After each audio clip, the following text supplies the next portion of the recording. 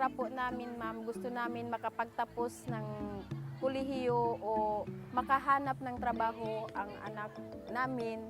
Dahil si Unil ay ano lamang yun, grade 2 lamang ang grado nyo noon. Hindi siya nakapag-aral noon dahil ang mga lumad noon ay parang walang kwenta nung una. Parang binaliwala ng gobyerno ang mga lumad. Kaya hindi siya nakapag-aral dahil mahirap ang kanyang mga magulang. Kaya gusto ko na makapagtapos sila sa pag-aaral. Dahil lalong-lalo na ngayon na wala na silang ama, wala nang makakatulong sa amin.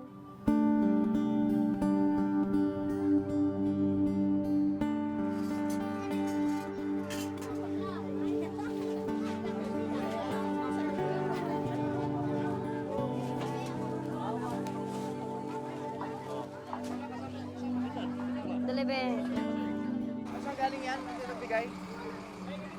truck ng Tacariglos. Anong tingin mo laman yan? Mga gamit sa bahay. Kadirin, plato, baso, kutsara, kutsilyo, inidortahan at tanan.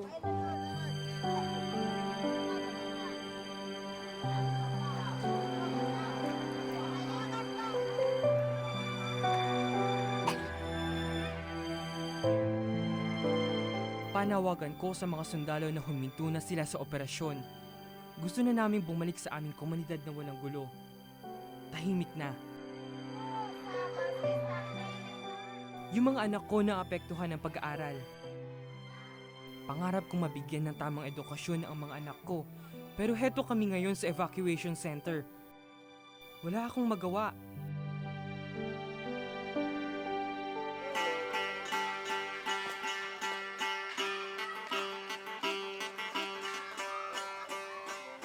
I think what we have to understand dito sa Bakwit na ito is yung the idea that land is life. It really is life for them, no? If they are removed from yung ancestral nila na lands, it's slowly killing them.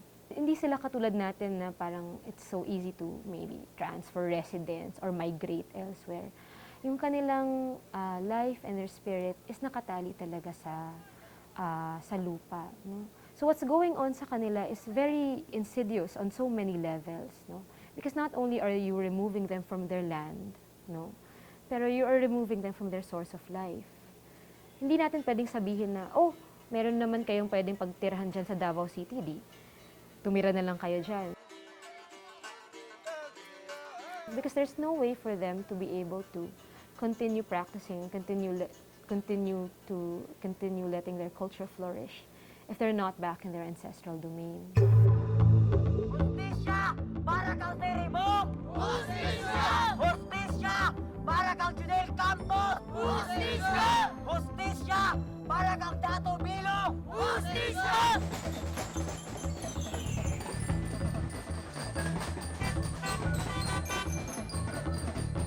Nahirapan pa nga ngayon, is papahirapan pa natin. Kung pwede ako'y nagmamakaawa sa mga grupo.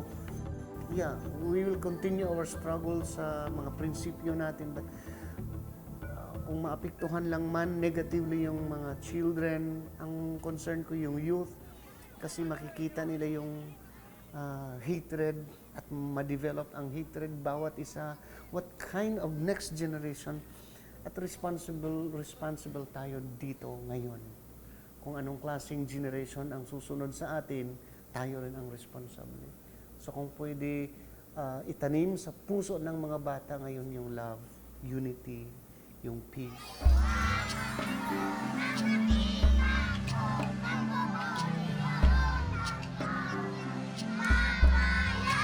Ang gusto kong mangyari ay sana tulungan kami sa gobyerno. Yung gobyerno na tapat ang pagserbisyo niya sa tao, lalong-lalo na sa aming mga lumad. Yung galing sa puso ang tulong nila, hindi lang kung para ano lang sila kasi darating ang eleksyon. Sasabihin ko po, sana sa susunod hindi niyo na yun gawin dahil wala na kaming leader sa aming komunidad. Sila po ang tumulong sa mga tao para merong pagkain. Pangarap mo para sa mga kapwa mo na lumad? Yun lang pong tumulong para mabuhay po ang kapwa kong lumad.